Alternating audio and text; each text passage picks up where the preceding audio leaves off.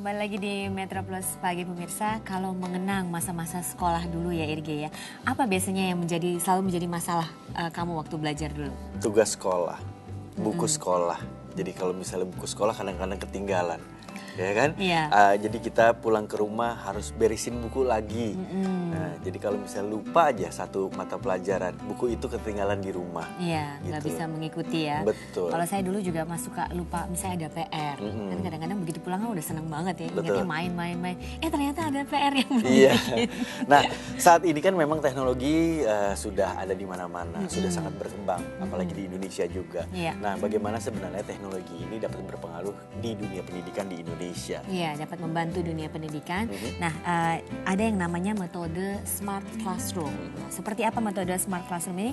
Di sini sudah ada Chief Executive Websys for Education, Bapak Omar Ramadan. Selamat siang, Mas Omar. Selamat siang, Ya, dan juga ada Kepala Sekolah SMP Islam Al-Azhar 1, Bapak Ruli Rusafni. Selamat siang, Pak Ruli. Selamat siang. Iya, baik. Mas Omar, sebelumnya saya ingin bertanya dulu ini apa sebenarnya sih Websys for Edu ini? Karena memang ini kan kalau dari kata-katanya ini berbau dengan teknologi atau dunia internet atau macam-macam teknologi sekali lah gitu.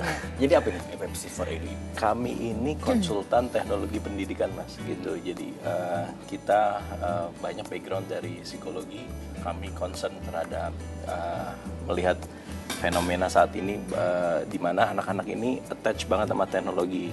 Tapi sayangnya mereka memaknakan teknologi itu sebagai alat untuk hiburan. Nah, terus kenapa kami berpikir bahwa seharusnya teknologi tersebut itu harusnya bisa membantu mereka untuk mencapai pendidikan yang lebih baik gitu. Jadi informasi semua yang ada di perangkat tersebut itu harusnya bisa membuat mereka belajar lebih baik. Nah, kami concern akhirnya kami memfokuskan diri untuk memulai usaha gitu. Kenapa nggak kita masuk ke pasar untuk mengedukasi pasar pentingnya teknologi. Oke, nah seperti apa misalnya yang dilakukan Websys untuk memasukkan teknologi ke dalam pendidikan ini? Satu yang kami sadari bahwa untuk melakukan edukasi pasar gitu, bahwa pentingnya teknologi di dalam pendidikan, yaitu kita tentunya datang ke pelaku pendidikan itu sendiri, yakni di sini adalah yang pendidikan formal, ini sekolah gitu. Jadi kami datang ke sekolah gitu untuk berkenalan, terus juga melakukan membawa teknologi itu seharusnya bisa loh membantu sekolah melakukan transformasi yang lebih baik gitu. Nah, ada beberapa elemen yang perlu dipertimbangkan sekolah. Nah, untuk mencapai titik situ gitu, kami selaku konsultan teknologi pendidikan mendampingi sekolah dalam transformasi. Baik. Ya, itu berarti mungkin Mas Omar melihat bahwa teknologi ini dapat membantu proses belajar mengajar gitu ya. Jadi bagaimana teknologi ini digunakan untuk berkomunikasi antara guru kepada muridnya dan juga mungkin orang tua terlibat di dalam situ juga gitu ya. Persis, Mas. Nah, itu secara spesifiknya itu program apa yang ditawarkan kepada dunia pendidikan di Iya. Indonesia? Jadi kalau ditanya program, lebih ke arah program pengajarannya gitu. Jadi program pengajarannya yang kami latih sekolah adalah membangun sistem kebijakan yang menaungi teknologi. Lain dari itu, kita juga melatih guru-gurunya supaya siap dalam menggunakan teknologi. Nah, terus kemudian kita bersama-sama dengan sekolah dan orang tua mencari sinergi yang paling tepat seperti tadi Mas bilang, antara orang tua, sekolah, dan murid-muridnya dalam melakukan adopsi teknologi. Gitu. Objektifnya adalah masing-masing anak punya bisa mengakses teknologi yang dia miliki untuk proses belajar mengajar, apapun bentuk teknologinya. Baik, Oke, jadi dalam penyampaian materi begitu tidak lagi menggunakan buku begitu, tapi menggunakan semisalnya tablet begitu yang menggantikan. Iya, persis gitu. Buku.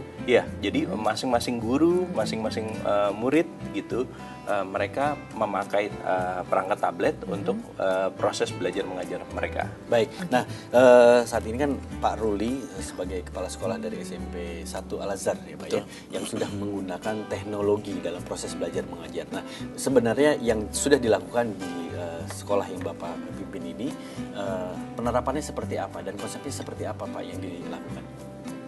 Jadi kami mencoba untuk meringankan beban murid. Yang pertama, buku-buku sudah ada di dalam tablet mereka. Kemudian juga guru mengelola pembelajarannya. Ya, guru dalam memberikan tugas-tugas atau PR-PR dan sebagainya sudah ada di situ. Lalu juga dalam pembelajaran tersebut bahan-bahan, karena ada banyak sekali bahan-bahan yang ada di tablet mereka, yang mereka bisa browsing dengan cepat. Kemudian juga saat mereka tampilkan di kelas di hadapan teman-temannya, itu memudahkan sekali. Ya, jadi mengajak anak-anak dalam dunia digital. Karena apa? Anak-anak kita adalah anak-anak milenium, anak-anak dunia digital. Kalau saya masih ingat Menteri Pendidikan dahulu bilang, katanya anak-anak sekarang adalah anak-anak abad 21. Nah, sementara guru-gurunya abad 20. Sekolah abad 19. Nah, kami coba untuk mengajak anak-anak, ya guru-gurunya masuk ke dalam abadnya anak-anak kita. Begitu kira-kira. Oke, berarti ini murid-murid tidak perlu lagi membawa buku, tapi sebagai gantinya mereka harus memiliki tablet, begitu? Iya. Dan Baik. ini adalah kewajiban. Jadi sebenarnya tablet itu anak-anak sudah punya, karena cuma buat alat main doang. Gitu. Nah, dengan ini alat mainnya diubah menjadi alat pendidikan, kan begitu. Baik, nah kalau untuk proses belajar mengajar sendiri yang dilakukan oleh guru-guru di sekolah Bapak ini seperti apa Pak? Kalau di zaman saya yang dulu kapur itu ya memang gunanya untuk menulis di papan tulis. Apakah memang papan tulis ini masih terpakai dengan teknologi ini? Papan tulis masih terpakai, tapi sebagai layar dari bahan-bahan ajar yang sudah ada di tablet guru. Begitu. Jadi anak-anak juga tidak lagi menulis dengan pulpen begitu, tapi semuanya ditulis di tablet. Sebagian besar menulis di tablet. Sejak kapan Pak diterapkan metode ini? Kami sudah di tahun kedua. Sudah tahun kedua, tahun pertama pilot dulu, satu kelas. Karena memang perlu bertahap. Nah, sekarang seluruh anak kelas 7 sudah menggunakan pembelajaran smart digital classroom. Pada saat pertama kali memakai teknologi dalam proses belajar mengajar ini, apakah ada kesulitan-kesulitan yang dihadapi Pak? Ada tentunya. Yang pertama, mengubah mindset guru bahwa tablet ini dan digital classroom ini adalah penting untuk mengantarkan anak-anak kita pada masa mereka nanti. Nah, guru-guru kita seperti tadi saya katakan, guru-guru yang hidup di abad 20 gitu ya, mengantarkan mereka. Setelah itu ketika mindset sudah berubah, nah memberikan pengetahuan teknik kepada mereka. Bagaimana sih pembelajaran dengan digital? Jadi yang sebelumnya secara konvensional ya kita ajak menuju masa pembelajaran smart digital. Itu perlu waktu. Nah, selangkah selanjutnya tentu ya masyarakat sekolah, atasan-atasan kami di yayasan, kemudian mengajak kepada orang tua murid. Kalau anak-anak sih ngikut saja, karena mereka senang, itulah dunia mereka. Gitu. Dan mereka sangat cepat untuk beradaptasi. Anak-anak sangat cepat, karena mereka sudah sangat akrab dengan tablet mereka itu. Ya baik pemirsa, terima kasih Anda masih bersama kami di Metropolis Pagi dan kita masih akan berbincang-bincang dengan Chief Executive Websis for Education Mas Omar Ramadan dan juga Kepala Sekolah SMP Islam Al-Azhar Bapak Ruli Rusafni mengenai Smart Classroom. Baik, Pak Ruli, tadi kita melanjutkan lagi bagaimana penerapan dan juga adaptasi dari pihak-pihak di sekolah, dari mulai guru, orang tua, dan juga murid-murid di sekolah Bapak sendiri. Tadi kita berbicara bahwa Bapak sudah melakukan adaptasi kepada guru-guru, mungkin pelatihan-pelatihan, dan akhirnya Bapak tadi menyebutkan bahwa gampang sekali untuk mempengaruhi murid-murid. Nah, seberapa cepat Pak mereka beradaptasi dengan teknologi yang diberikan di sekolah ini? Kalau murid sangat cepat, ya kadangkala apa yang tidak terfikirkan oleh kita, anak sudah melakukan, begitu. Ya. Nah, oleh karena itu perlu kontrol dari kita guru dan orang tua murid. Nah, ketika guru-guru sudah dilatih, awalnya mereka tentu tidak percaya diri ya, tapi alhamdulillah setelah dilatih, mereka akhirnya pengetahuan itu bisa melebihi pengetahuan murid. Tapi tetap saja yang namanya murid ya, anak-anak itu sangat cerdas ya. Dan inilah dunia mereka. Dikasih tahu sesaat saja mereka langsung bisa masuk. Tapi seberapa besar Pak pengaruhnya terhadap murid-murid? Mungkin apakah ada lebih anak-anak ini lebih tertarik terhadap satu Sangat pelajaran? tertarik. Oke. Anak-anak sangat tertarik. Karena ya ada alat-alat ini adalah alat-alat mainan mereka gitu ya. Sangat cepat gitu, dan kemudian antusiasme itu dalam kelas itu ya, mereka ketika guru datang, mau apa nih guru ini? Nah, itu yang ditunggu oleh mereka. Jadi Sangat kasihan kalau misalnya ada guru datang, ya itu lagi gitu ya. Nah, sekarang ditunggu-tunggu kehadiran guru, karena guru-guru anak-anak menganggap ada sesuatu yang baru yang akan dibawa oleh guru-gurunya. Ya. Oke, jadi proses belajar mengajar bisa dibilang lebih hidup begitu ya Pak, Lebih tidak lagi hidup. membosankan seperti Betul. sebelumnya. Oke, nah Mas Omar, apakah memang hal ini salah satu alasan menyebabkan Websis ingin mengangkat supaya bentuk teknologi ini ada dalam pendidikan begitu? Iya, persis itu salah satu dari misi kami, bahwa industri pendidikan, khususnya pelaku pendidikan yaitu guru gitu, bisa membawa teknologi dan bisa menginspirasi anak-anak ini gitu. Karena kita sadar penuh gitu bahwa fungsi guru tidak tergantikan. Namun pekerjaan guru yang sebelumnya sifatnya administratif gitu, itu bisa ditinggalkan sehingga guru bisa fokus ke pembelajaran masing-masing anak dengan menggunakan teknologi. Contohnya tadi Pak Ruli sudah bilang bahwa administrasi tugas langsung dikumpulkan ke guru. Jadi guru bisa langsung fokus menilai hasilnya langsung keluar, dan dia bisa melihat anak-anak mana yang perlu butuh bimbingan lebih lanjut. Oke, nah apakah ini bisa diterapkan, tadi kan diterapkannya di sekolah menengah pertama begitu ya, bagaimana dengan sekolah dasar atau sekolah menengah atas atau juga universitas begitu? Iya, jadi kita mulainya memang berangkat dari kesiapan psikologis anak gitu. Dari tim psikologi pendidikan kami melihat bahwa usia yang anak yang siap untuk bertanggung jawab memegang teknologi itu di usia sekitar 10 tahun. Yang mana itu usia 4 di kelas 4 SD. Mas Omar, kendala-kendala apa yang ditemukan saat implementasi metode ini?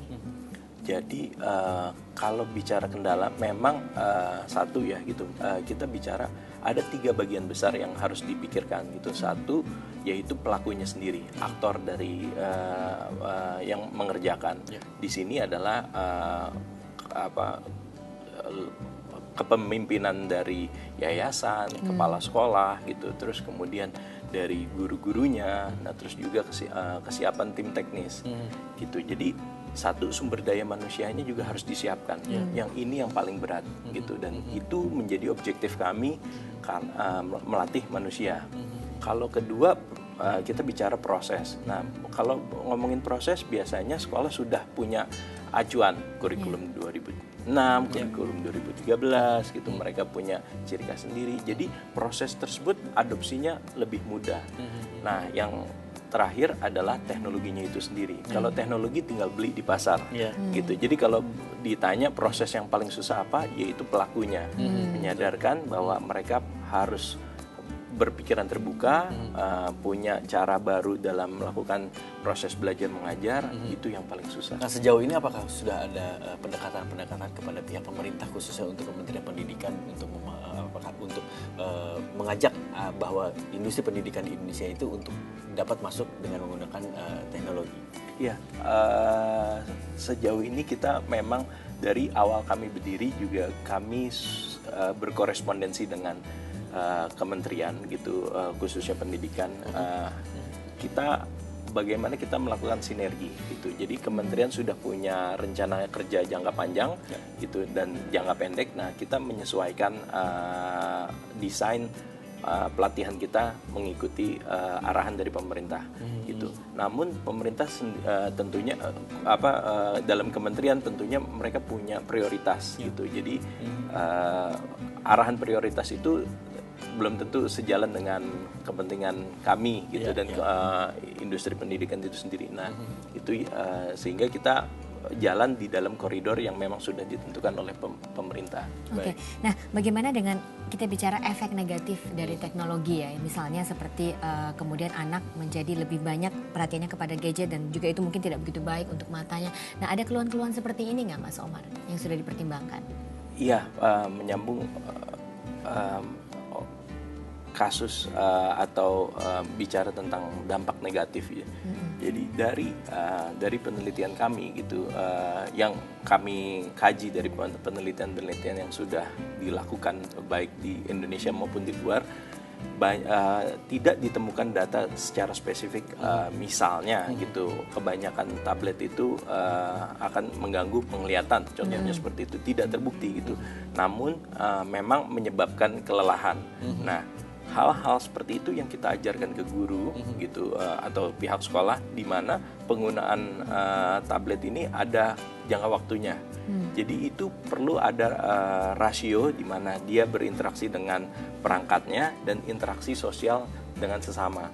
Nah, desain dari pengajaran itu sendiri yang menjadi fokus kami gitu. Jadi guru harus tahu bahwa ketika dia interaksi dengan perangkat gitu, si murid berinteraksi dengan perangkat, dia harus bisa memikirkan bagaimana murid ini bisa berkolaborasi dengan teman-temannya gitu, dan dia bisa si guru bisa mengawasi gitu, dan aktivitas apa yang terjadi di dalam kelas. Nah, desain seperti itu yang menjadi lebih interaktif proses belajarnya. Nah, kepada Pak Ruli sendiri, Pak, di sekolah Bapak sendiri ingin tanyakan, memang apakah memang ada terjadi pengurangan interaksi antara guru dan juga muridnya, karena pada saat proses belajar mengajar itu kan memang interaksi antara guru dan juga murid itu adalah faktor positif yang memang diperlukan bagi seorang murid. Bagaimana, Pak?